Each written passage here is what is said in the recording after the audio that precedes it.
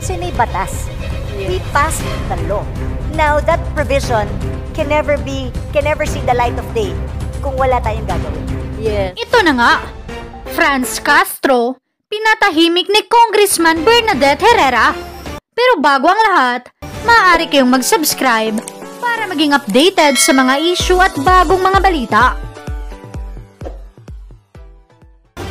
Tikom nga ang bibig ni Franz Castro matapos subukang barahin si B.H. Herrera sa panawagan nito tungkol sa mga solo parents na may income below 20,000 pesos.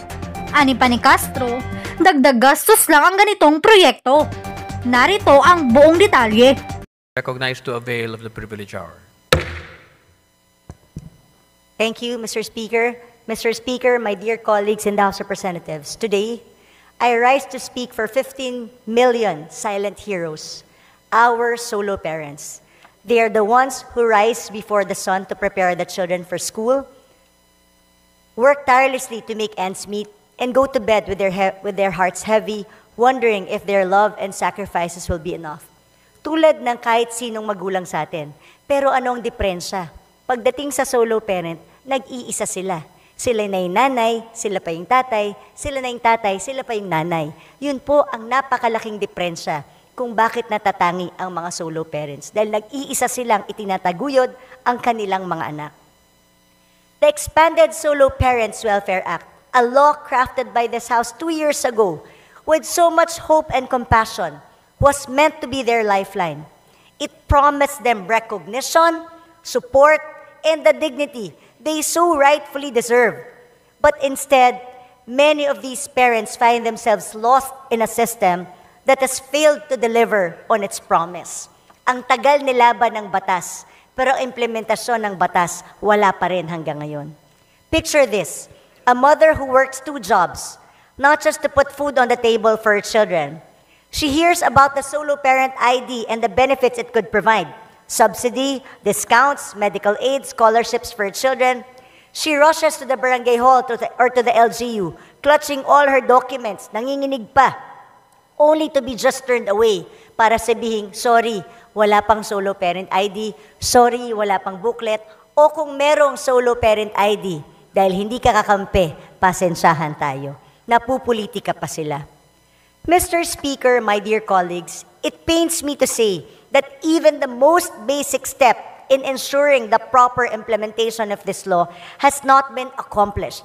Until now, most local government units still do not have an ID, issued required ID for solo parents. At hanggang ngayon po, kahit isang LGU, wala pa ring booklet.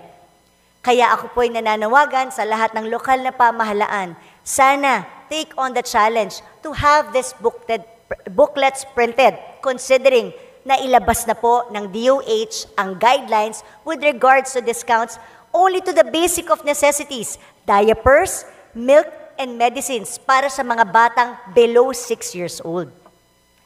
These booklets are crucial, gateway to benefits mandated by law. Discount, ulitin ko, diapers, gamot, at gatas para sa below 6 years old. At hindi naman po lahat ng solo parents ay entitled. Yun lamang pong below 250,000 ng income na may anak below 6 years old. Maraming implementasyon ng batas ang hindi pa naiintindihan ng mga local government codes.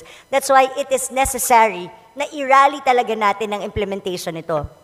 Imagine the frustration of a qualified solo parent who has completed all the necessary requirements, fought through the red tape, and endured long queues at the solo parent division of the LGU, only to be told that the solo parent IDs and booklets are not available.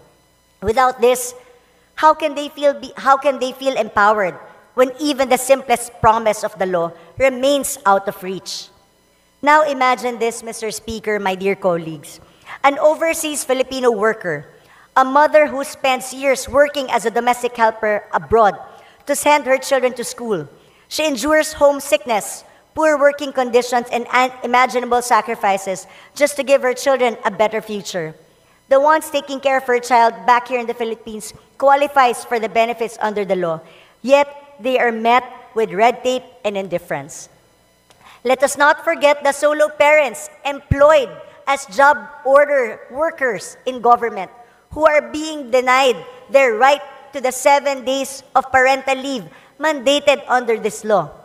These solo parents wake up every morning to serve the public, whether as street vendors, street sweepers, administrative aides, frontline personnel in government agencies, or health workers in our hospitals. They dedicate themselves to their roles, often earning barely enough to make ends meet. Yet when their child gets sick or needs their care, they are told they are not entitled to leave because they are not regular employees. Isa lang pong halimbawa ito ng probisyon ng batas ng Amended Solo Welfare Act na hindi may implement dahil sa isang circular na inisyu ng civil service na walang employee-employer relationship ang ating mga job order or contract of service. Ngayon, ang isang batas ay hindi may implement dahil sa isang memorandum order. So meron talagang kaguluhan pagdating sa implementasyon nito. At critical na dapat tignan to, bakit tayo nagpapasa ng batas tapos hindi implement ng ating mga ahensya? How did a law meant to uplift lives become a weapon of politics, exclusion, and inequity? Those 15 million solo parents are not asking for handouts. They are not asking for pity. They are simply asking for fairness, na ilaban na nila ang batas. Ipakita naman po natin na ini-implement natin ang mga batas na ating ipinapasa dito sa Kongreso. They are simply asking for fairness, for a chance to provide their children with a brighter future without having to beg for what is already rightfully theirs. I have met many solo parents in my work, as this has been my advocacy and personal crusade ever since. There's the father whose wife passed away, leaving him to raise 3 children alone. He struggles every day, not just with financial burden, but with the emotional toll of trying to be both the mother and the father. There's the mother who fled an abusive marriage, carrying her child in one arm and her courage in the other. And there are countless of OFWs who sacrifice time with their family so they can give their children opportunities they themselves never had. These are stories of resilience, bravery, and love. Yet, Mr. Speaker, what is the response of our system?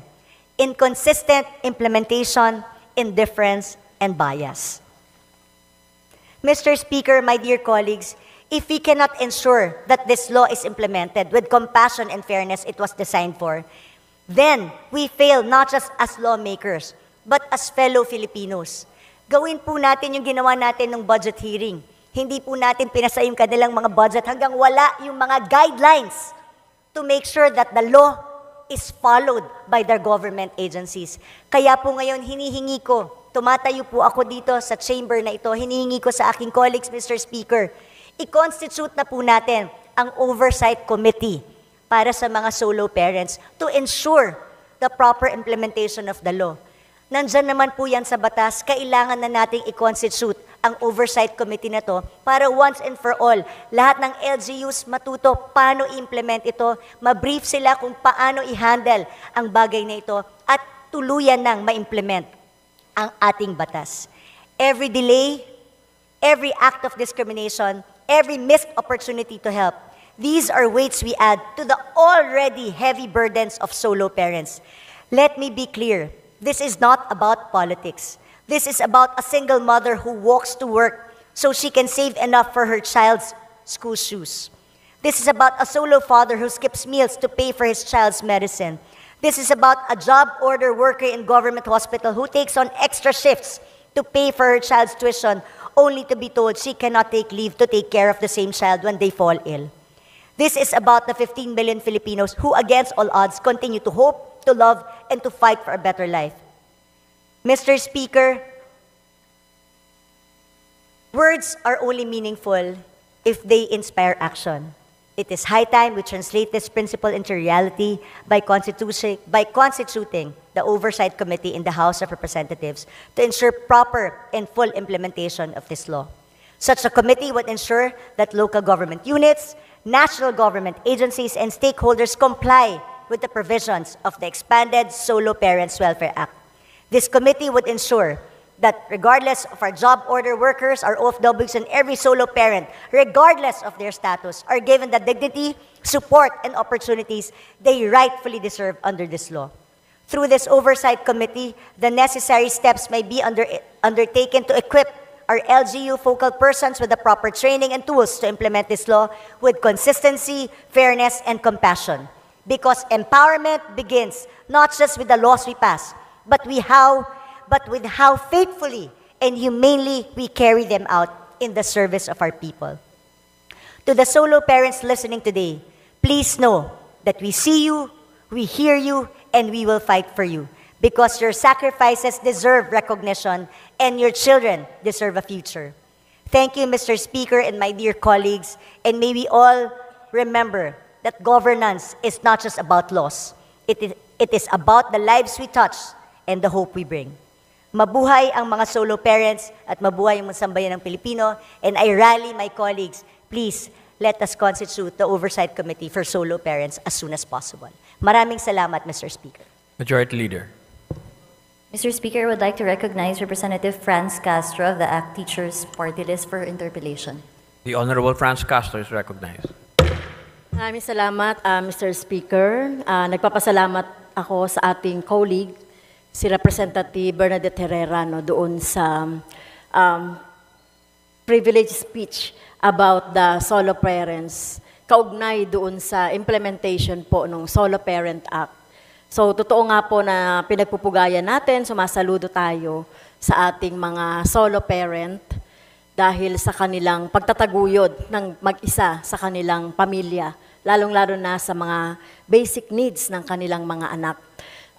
Ilan lang mga paglilinaw, Mr. Speaker, doon po sa speech about doon sa pagbibigay ng privilege. Yung sinasabi po ba natin na memo or circular ng Civil Service Commission ay exempted ang mga, halimbawa, mga contractual workers na bumubuo ng more or less 500,000 ng ating mga government employees. Tama po ba yan? Meron tayo. Thank you very much for your question, para Miss Universe. Thank you very much for that, because that is exactly why I delivered this speech. Meron tayong batas. Nag-provide tayo ng solo parent work week na 1 week sa mga job order contracts natin, sa mga government employees. Yes. Now, because walang employee-employer relationship according to a civil service memorandum, so hindi makakapag-avail ngayon ng solo parent leave ang mga job orders at saka contract of service. So, na-trump up nung kanilang memo yung batas na ginawa natin, kahit the intention of the law is very clear. Entitled ang empleyado ng gobyerno regardless of your status sa 1 week leave kung magkakasakit ang inyong mga anak. Unfortunately, yun ang sagot sa akin nung huling hearing at sabi, isasama sana natin ng budget. Nagpagawa ako ng special provision sana na sabi, ipapasok sa special provision ng GAA para ma-acknowledge ang job order at saka contract of service na entitled sa solo parent leave kasi may batas. Yes. We passed the law. Now, that provision can never see the light of day kung wala tayong gagawin. Yes. Nag-agree ako, Mr. Speaker, no, sa sinasabi ni Congresswoman Bernadette Herrera. Alam natin yung spirit ng batas. Hindi yan nagsisino-sino, nagdi-discriminate ng status of or designation sa work sa ating mga government. Kasi what applies to one should be applies to all. Kung regular, permanent employee ka, dapat ano rin yan, no? Applicable din sa mga contractual. Di naman nila kasalanan, di ba? Na contractual sila. Kaya nga ipinaglalaban natin na dapat ay mabigyan na ng regular permanent position yung mga government employees na 5 years, 10 years, no, para naman ma-regular permanent sila. Kaya pati ba naman ito, Mr. Speaker, itong pagpapatupad ng Solo Parent Act ng mga provision para dun sa mga government employees na contractual ay madidiscriminate. So, Mr. Speaker, tingin natin it caused an urgent action from us. No? Kasi ang spirit kasi ng batas ay no discrimination at para sa lahat. Okay, number 2, Mr. Speaker, yung tungkol doon sa booklet, kindly remind me kung may, ano po ba yung provision sa batas na kailangan niya may booklet? Kasi Mr. Speaker, mukhang naguluhan ako doon dahil eto nga, yung sa senior citizen, ay pinatatanggal na nga natin yung booklet. Kasi nga, alam naman natin yung senior citizen, nalilimutan nila yung booklet. Basta sapat na yung merong card o ID card na pagpapatunay na senior citizen sila, hindi na kailangan hanapan ng mga booklet. Pero ito bang Solo Parent Act, excuse me for my baka nalimutan ko lang na may provision. May provision ba talaga na may booklet? Kasi baka dagdag gastos pa ito ng mga LGU. Yung 1,000 nga hindi maibigay, di ba? Yun ang gusto nating linawin. Kaya tayo nagkaroon ng booklet because not all solo parents will have a booklet. Only solo parents with children below 6 years old. Yun lang ang entitled sa booklet kasi ang discount lang naman nila, diapers, gamot, at saka milk na related sa age na below 6 years old. At dun lang sa mga solo parents na may income na below 250,000. So, ang meron lang special sector within the solo parents, ang binigyan natin ng booklet doon sa batas. At yun lang yung may anak na below 6 years old pa, na below 250,000 ng income. Kaya hindi siya dagdag gasto sa LGU except for the printing of the booklet. Pero if you qualify it per LGU, konti lang naman yung solo parents na may anak na below 6 years old. Okay. So yun yung nakasaad sa batas natin ngayon. Okay. Kaya sila ang kakalabas lang ng guidelines ng DOH nung budget hearing. Kasi di ba sinabi natin, hindi natin ipapasa yung kanilang budget kung hindi nila ilalabas yung guidelines. So finally, they released the guidelines as to the infant formula, the diapers, and the medicines that can be consumed by children below 6 years old ng mga solo parents natin. Okay. So talagang pwede nang mag-issue ng booklet for them. Okay, so mga ilan po ba yan na porsyento doon sa mga totality? Medyo maliit na porsyento lang naman po siya. Kasi very, below 250,000 income na may anak below 6 years old. Okay. So, in fact, thank you, Mr. Speaker, sa clarification ng ating colleagues regarding dyan sa solo parent. And I will support our colleague, Mr. Speaker, for pushing for immediate constitution of Oversight Committee in the implementation of this law. Thank you very much because talagang, Mr. Speaker, dilemma para sa akin yung isang provision ng batas na hindi ma-implement because of that employee-employer relationship. So I hope we can do something about it. Thank you very much. Thank you, Mr. Speaker. Majority Leader. Mr. Speaker, I move that we refer the speech of the Honorable Bernadette Herrera to the Committee on Rules for its appropriate action. The speech of the Honorable Bernadette Herrera, along with the interpellation of the Honorable Franz Castro, are referred to the Committee on Rules. Majority Leader. Mr. Speaker, I move to